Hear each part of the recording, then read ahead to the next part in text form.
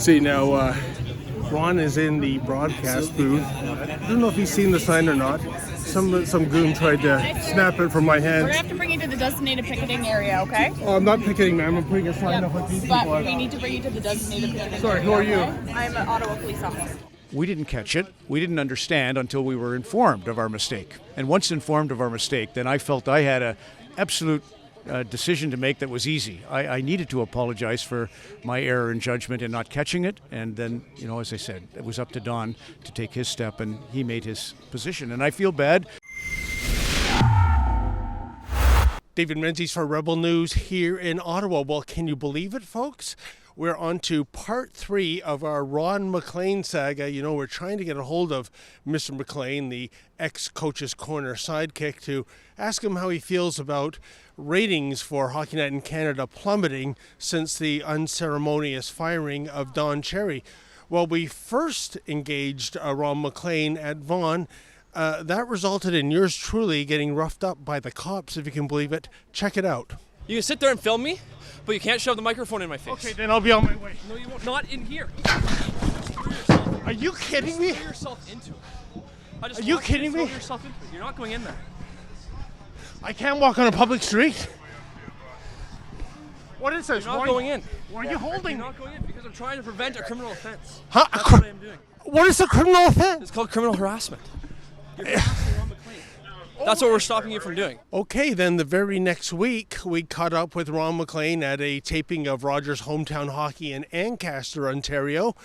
And surprisingly, this is what Ron said on camera. Check it out. I really appreciate you coming out. Oh, thank you. I would love to do an interview with you. We're in the midst of a live broadcast. So if do you an interview, Ron? with our publicity anytime. Yeah, he gave us his word of honor, folks. He promised he would make himself available to us for an interview. This man gave his word of honor, and evidently that's meaningless, that it doesn't account for anything. Anyways, we are here in Ottawa. It just so happens they're taping another edition of Rogers Hometown Hockey. I'm hoping to ask Ron those questions, and if I can't get close enough to him, I have a sign. And first of all, as you can see, it says, Ron MacLean, why did you break your word? And on the flip side, folks, Ron, why did you betray Don Cherry? So hopefully I'm going to get to meet up with Ron MacLean. Wow, I don't have much high thoughts of him right now, folks. I got to tell you, first of all, for what he did to Don Cherry, and secondly, for giving his word of honor, which is clearly meaningless to us. But anyways, I'm going to try to meet up with him, ask him these questions. Let's see what happens.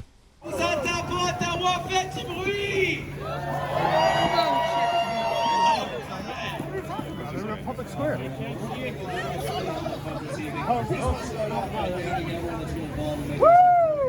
It starts with a big round of applause.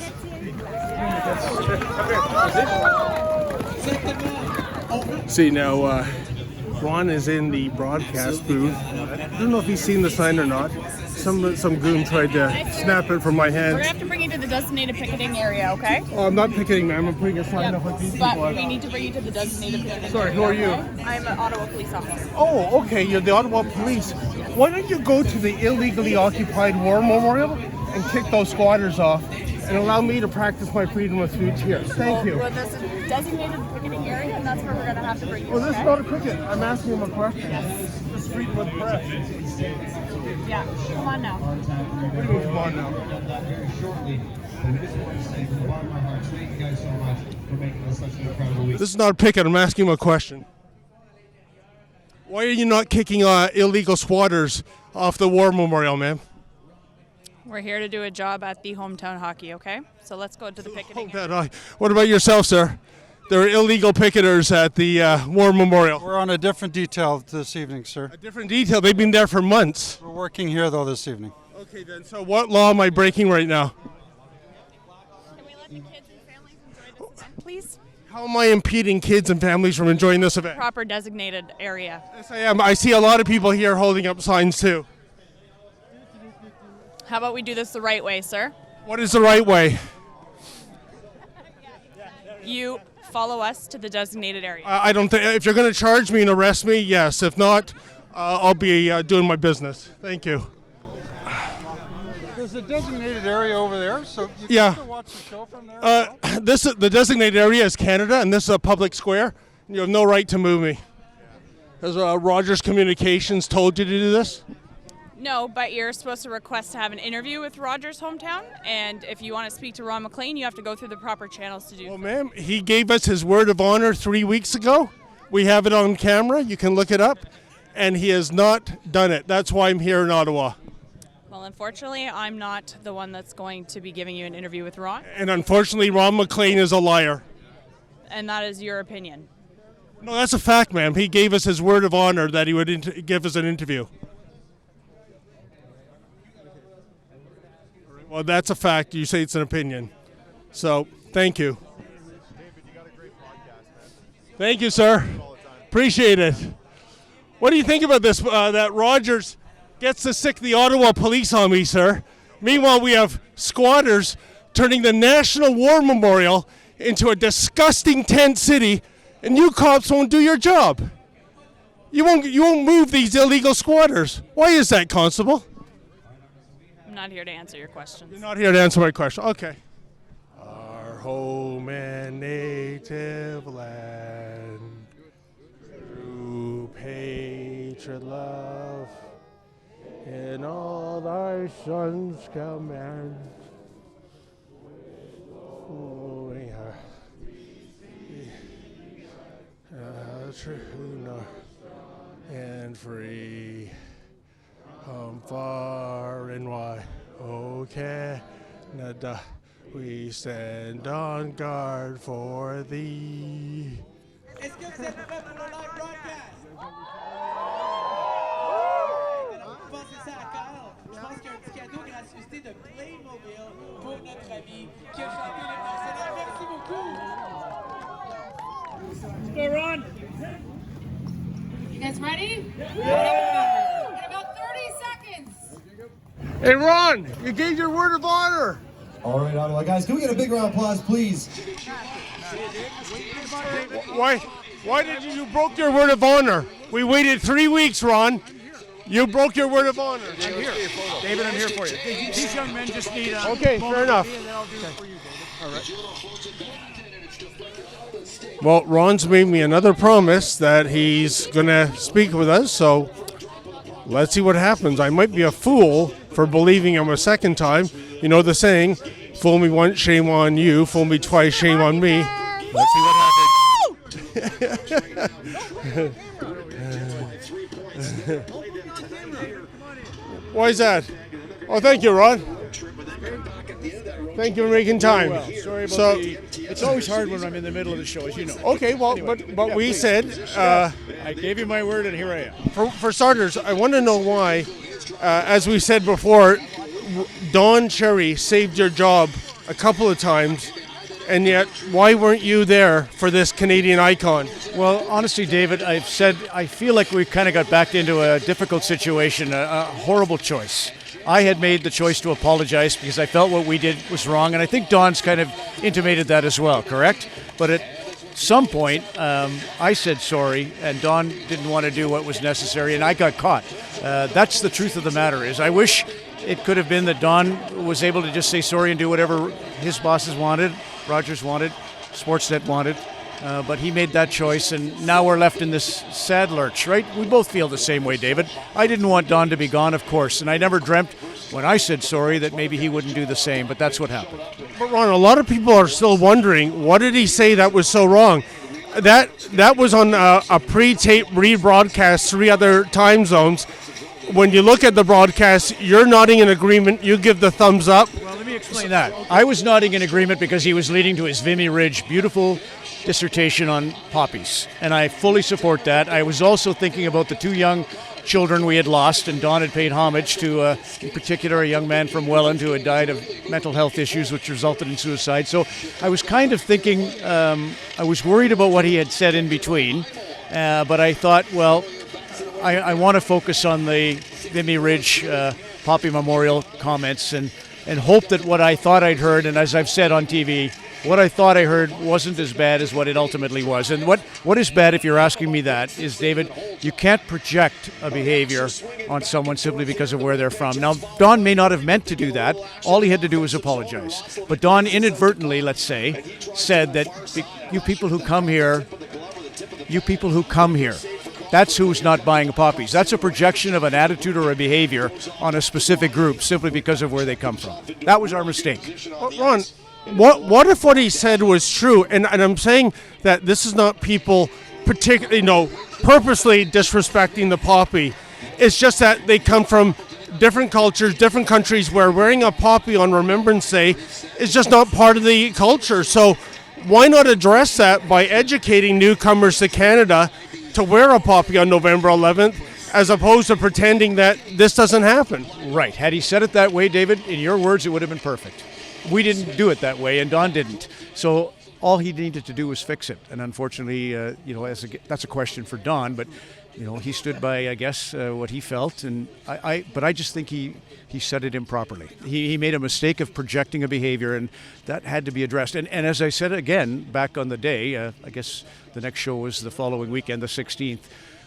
We didn't catch it. We didn't understand until we were informed of our mistake. And once informed of our mistake, then I felt I had a absolute decision to make that was easy. I needed to apologize for my error in judgment in not catching it, and then, as I said, it was up to Don to take his step, and he made his position. And I feel bad.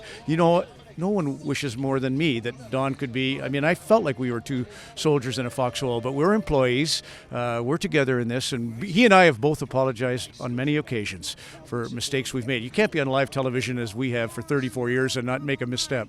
But to see the fans are, and bless everyone's hearts here, we're trying to do the show, and we're doing outreach in the name of good, and Don has always tried that. We just got that one wrong, and we needed an apology, and it didn't happen. It's too bad. Ron, do you think things have changed in 34 years? And by that I mean we now seem to live in a realm of cancel culture. A broadcaster makes a mistake, and instead of being but instead of a suspension, say, or an apology, you're expunged, you're shunned, you're off the air forever. Do you think that's fair? Why do we live in a cancel culture today, Ron? I don't disagree with that, David. I think that was a really as a company, you always have your policies, you always have your ethics or your standards, and we all as employees have to run with that. I can remember many of our bosses saying to Grapes, please remember, Don, that if you do this, we have to respond on behalf of many of our constituents, and that's sort of where we found ourselves, right? We were in a position of having deeply offended a group, and we understood that, or I understood that, and I know what you're saying about cancel culture, but I think it was fixable, and for whatever reason, that's a question for Don. Ron, is there also a double standard in the heels of Don Cherry saying those comments? You had Jess Allen of The Social saying basically the hockey players she's met are white mean boys, and I don't know why she had to bring race into it, but I thought a lot of people thought that what she said was even worse, and she gets off scot-free.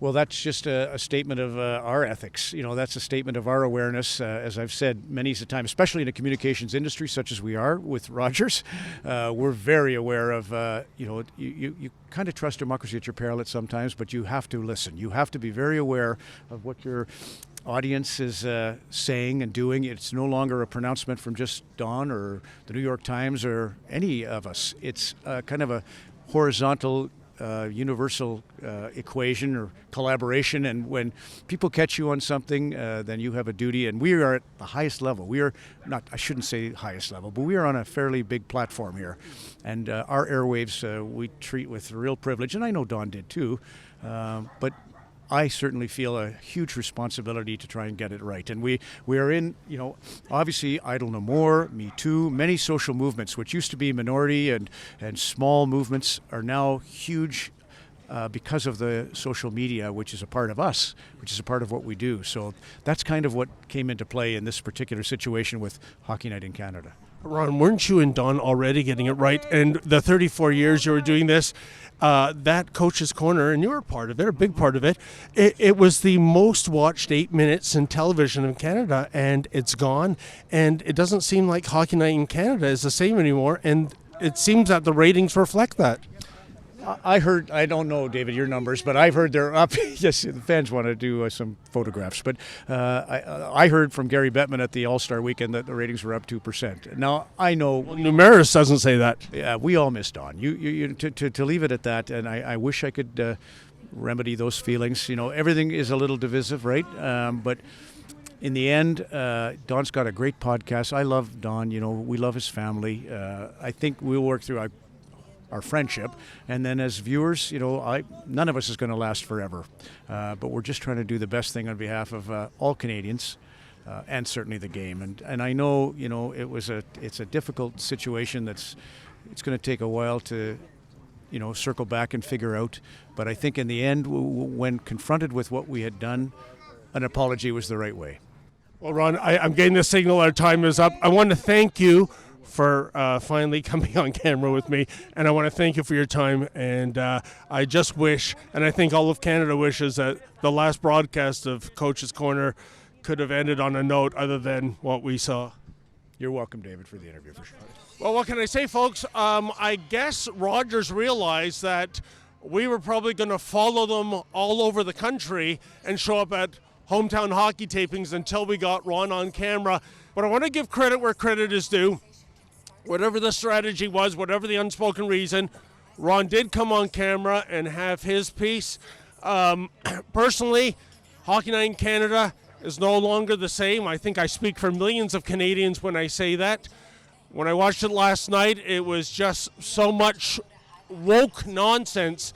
It didn't even seem like a hockey broadcast anymore.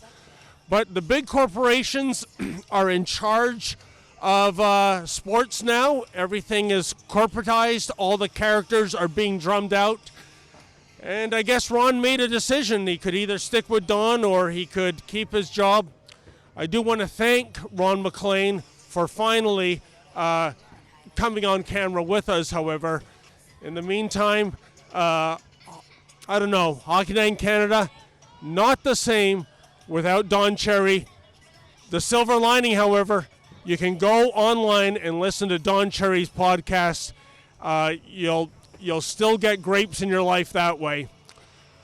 For Rebel News in Ottawa, I'm David the Menzoid Menzies.